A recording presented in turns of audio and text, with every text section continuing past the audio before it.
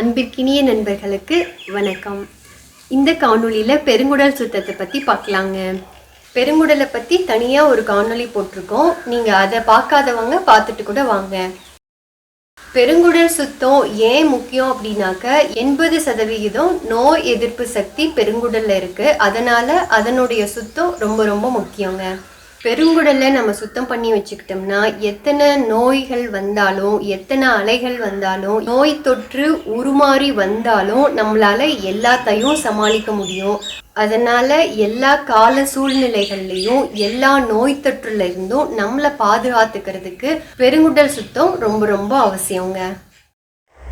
எப்படி ஒரு மரத்துக்கு ஆரோக்கியமான வேர் அதி முக்கியமோ, அதே மாதிரி ஒரு ஆரோக்கியமான மனிதனுக்கு சுத்தமான குடல், ஆரோக்கியமான குடல் ரொம்ப ரொம்ப முக்கியம் அப்படின்னு சொல்லிட்டு ஹிப்போக்ரட்டிஸ் சொல்றாருங்க.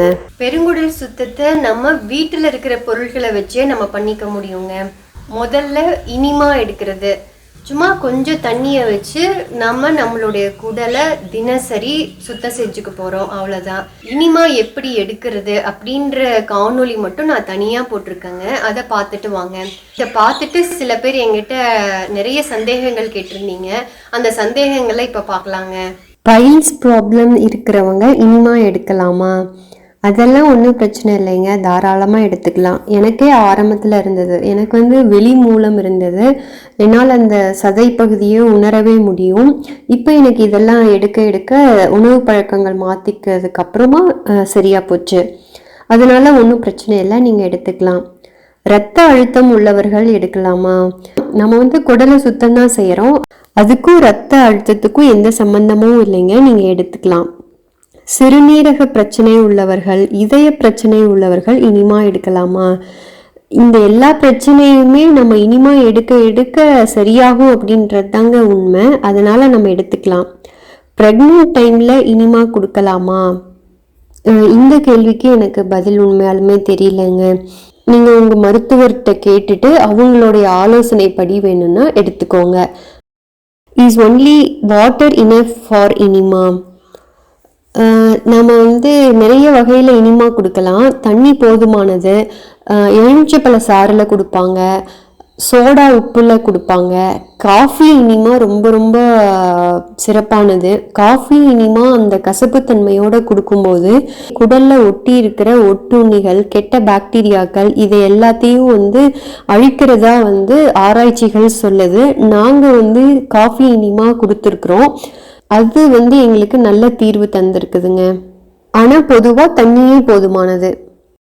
அடுத்ததா 1 லிட்டர் தண்ணியில கல்லுப்பு குடிக்கிற அளவுக்கு போட்டுக்கிட்டு, அதாவது கரிக்காம குடிச்சா ஓரளவுக்கு குடிக்கிற மாதிரி அந்த மாதிரி உப்பு போட்டுக்கிட்டு 2 எலுமிச்சையோட சாறு எடுத்து கலந்து நம்ம குடிச்சுக்கிட்டே இருக்கலாங்க.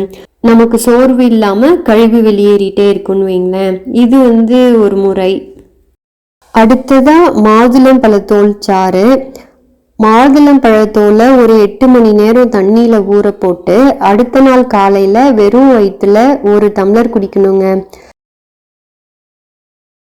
வெறும் வயிற்றுல காலையில கல்பா அடிச்சிட வேண்டியதுதான். சுவையெல்லாம் இருக்காது, கொஞ்சம் துவர்ப்பு சுவையோட தான் இருக்கும்.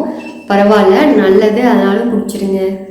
ஒரு சிலருக்கு 1 மணி நேரத்துல சுத்தமாகலாம், 2 மணி நேரத்துல, 3 மணி நேரத்துல.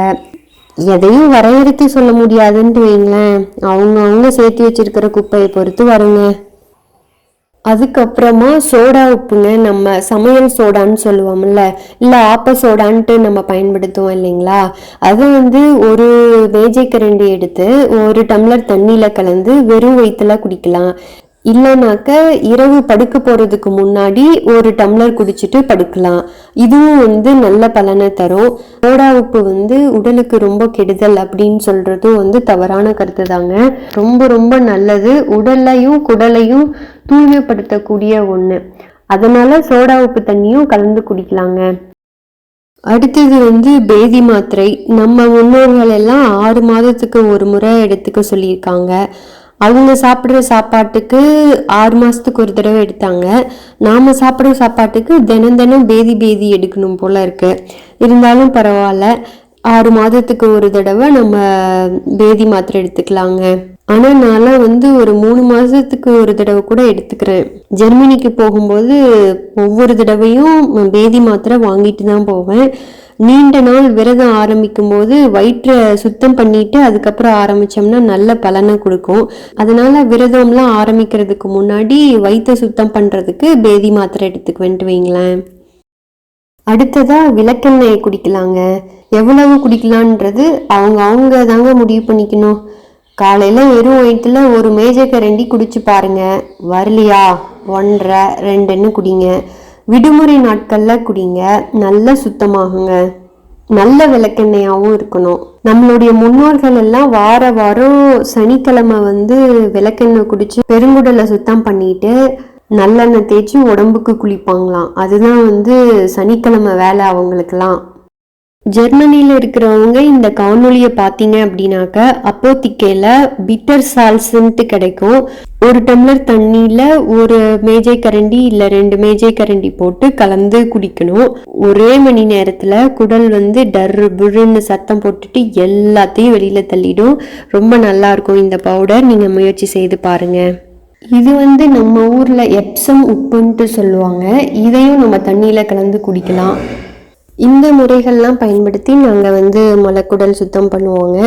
இதில் எது உங்களுக்கு சரின்னு சௌகரியமாகவும் இருக்கோ அதை வந்து நீங்கள் பின்பற்றுங்க. ஏன்னா ஒவ்வொருத்தருக்கும் ஒவ்வொரு அனுபவம் கிடைக்கும். நமக்கு நோய் அப்படின்ற ஒன்று கிடையவே கிடையாது. நம்ம சரியான உணவு சாப்பிட்டால், அதாவது உணவையே மருந்தா சாப்பிடும்போது நமக்கு நோயே கிடையாதுங்க. உணவை தேர்ந்தெடுத்து சாப்பிடும்போது இந்த அளவுக்கு நம்ம மெனக்கெட தேவையில்லைங்க. உடல் அதுவே அதோட வேலையை செய்துக்கிட்டே இருக்கும். அதனால எந்த உணவை நம்ம தேர்ந்தெடுத்து சாப்பிட்றோம் அப்படின்றதுல இனிமே கொஞ்சம் கவனமா இருந்துக்கலாங்க. நம்ம என்ன முயற்சி எடுத்திருந்தாலும் அதை பாதியிலேயே கைவிட்டுடாம தொடர்ந்து செய்துட்டு வரலாங்க. ஏன்னா நம்ம கனவுக்கு எவ்வளவு நெருக்கமாக இருக்கிறோம் அப்படின்றது நமக்கு தெரியாது. அதனால இந்த புத்தாண்டில் நம்ம எல்லாரும் நம்ம என்ன நினைக்கிறோமோ அது எல்லாத்துக்கும் சாத்தியமாகணும் அப்படின்னு சொல்லிட்டு வாழ்த்துறோங்க. அனைவருக்கும் எங்களுடைய புத்தாண்டு நல்வாழ்த்துக்கள். இந்த காணொளி உங்களுக்கு மிகவும் பயனுள்ள தகவல்களை தந்திருக்கோன்ட்டு நாங்கள் நம்புகிறோம். இந்த பயனுள்ள தகவல்களை உங்களுடைய அன்புக்குரியவர்களுக்கு பகிருங்க. நன்றி, வணக்கம்.